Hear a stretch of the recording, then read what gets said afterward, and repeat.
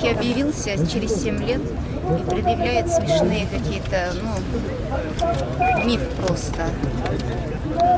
Даже слов нет. Как вы думаете, какая у вас версия? Все это время они готовили, то есть это они при себе, значит, Я держали эту ничего не информацию? могу сказать, что они делали. Вот ваши догадки. Догадки, конечно, они это все организовали. Это, мне кажется, каждому, любому человеку ясно. Посмотреть только на этого Маевского. Все, я так считаю. Мой муж постоянно... Я волнуюсь. Здоровье, сейчас у него стабильное здоровье. Я разговаривала с врачами вот буквально 2-3 часа назад.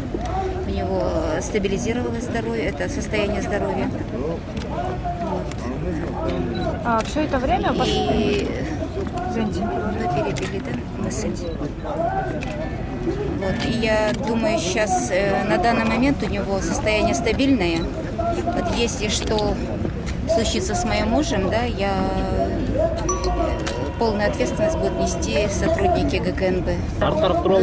Кеша 30 лет уже в оппозиции, да, вот 25 лет в оппозиции. Он всегда говорил правду. Вот. Кому-то это не нравится. У него вот, когда он говорит правду, враги появляются сразу. В какой момент все не так пошло? Я не могу сказать, в какой момент. Это все накапливается. Вот. Кому-то не понравилось, что раскрыли их махинации, сказали им правду в глаза, кто чего стоит. Поэтому я так думаю.